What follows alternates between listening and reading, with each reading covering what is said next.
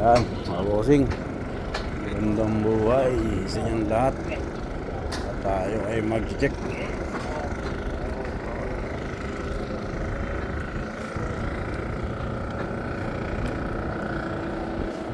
Nag-install siya ng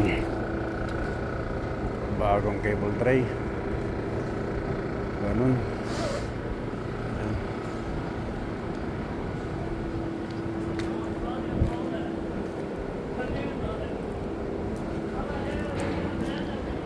Tour ko muna kayo sa planta.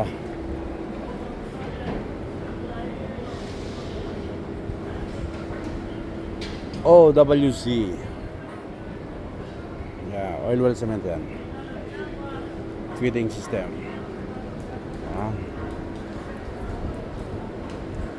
At punong-puno ng tubig ang ating bucket elevator. Tingin tayo dito mga bossing. Yan. Kung anong meron dito. At ito ay hindi na gumagana. Yan. Yan, LSP. Ito nga pala ang ating control. Bali, sinauna pa nga pala yan. Japanese design pa yan. Yan. Okay. Air separator, cement mill exciter, cement mill sequence, cement mill secondary, ang relay. Dito mga relay niyan. Pero dahil sa umuulan, huwag tayo basta-basta hahawak ng mga panel kung hindi naman kailangan. Yan nga pala ang motor niyan. Synchronous induction motor. Yan.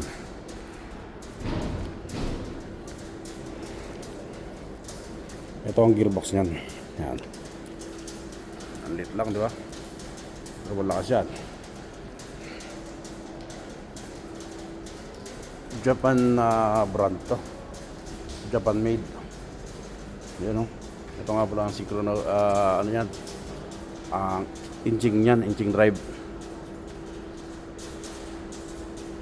Parang ano yan, auxiliary niya yan, auxiliary drive. Kapag di magana yung motor na yan, ito ang gagana. Kung meron silang dapat ikutin. Yan. At kuhanin lang natin ang picture itong detalye, itong nameplate, para kahit paano meron tayong reference. Yan. Ito nakikita nyo yan. Picturean ko lang.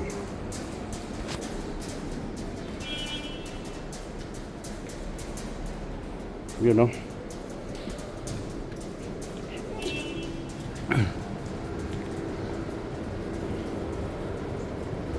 Yan nga pala ang gauge niya para sa oil pressure niyan, yung bearing, sa lubrication. Yan.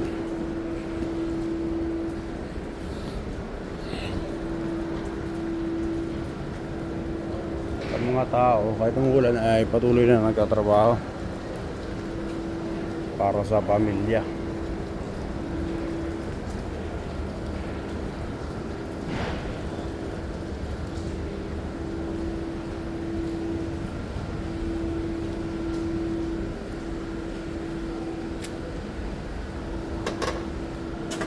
Daming tubig oh. Yan. Ayan, LSP natin yan. Ayan. At ito ang control panel niya.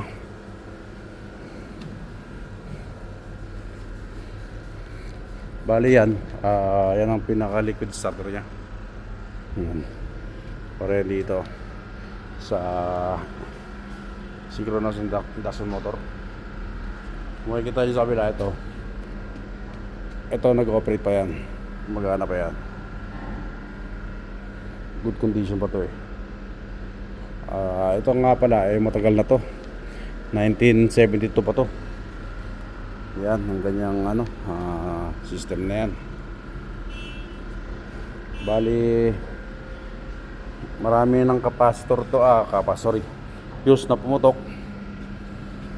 Dahil gawa ng pag-andar sumasabog siya. Kasi dahil kaya sumasabog, napakababa ng resistance natin sa slip ring. Yung insulation resistance niya ay weak, sobrang baba, 30 mega ohms lang. Kaya in-advise ko na paandarin yung mga heater para matanggal yung mga moisture. Kasi dahil sa panahon ngayon ay nag-uulan, kaya bumaba yung insulation na resistant natin, mga bossing.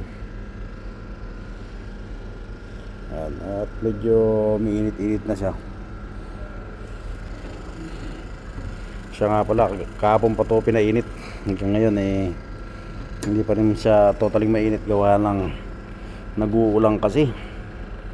Nag-uulan, kung nakita nyo dun sa may bucket elevator namin ay puno ng tubig. At ito ang gawa nga ng hangin. Tapos kasi gawa ng hangin at nainitan din siya. Hindi siya nainitan, nalamig siya.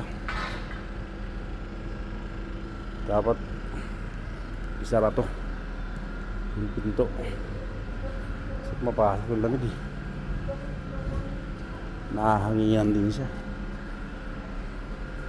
para totaling uminit, di ba? Nga pala, kunin natin yung details na itong sa name plate.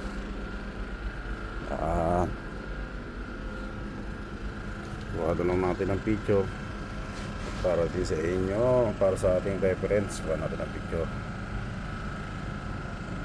dahil sa name plate dito sa level na to ay makita natin ang details ng motor at makagawa tayo ng data para dito.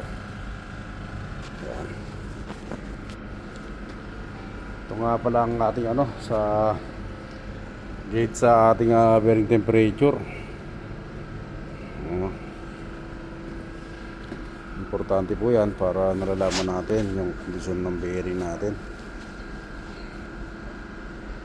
Picturean ko lang din. Yan.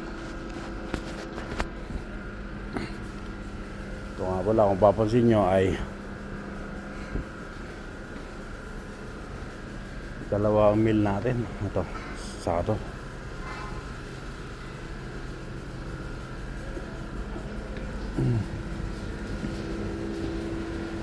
Yan. Pero to ngayon ay nakadetach yung niya, yung gear niya. Pero kung papansin nyo, wala doon, ito meron. Plano kasi nila niya ng una, tanggalin tong motor at ilipat dito sa kabila. Kasi nga hindi nga rumaandar, kasi ito lang ngayon ang nag-ooperate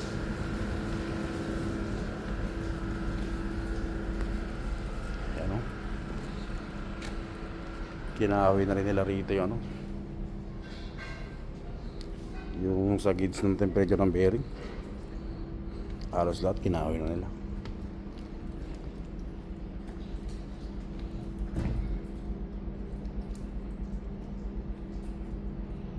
Kaya kung tutuusin mo, alis nila to, sobrang laking trabaho to. Kailangan pawasin talaga halos lahat.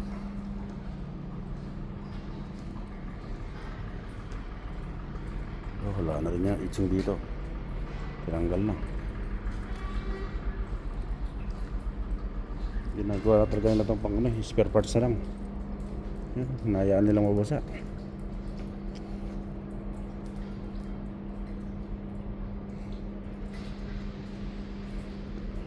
Kung napapansin nyo, napakaganda ng panahon. Ginawa talaga nila itong na lang, kinakahuyan na lang nila to. Kaya lang hindi nila inaalagaan to, nakatiwangwang lang. Nakabukas ang pinto.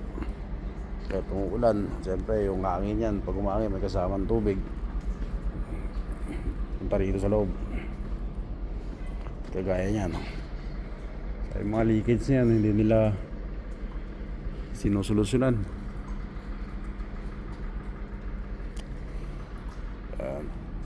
Pero ganun pa man, salamat lang din sa Diyos dahil meron tayong trabaho. Gagawin natin ang trabaho natin ng tama. Ayan. Pa-like and subscribe na lang din po mga bossing para meron tayong na-upload na bagong video.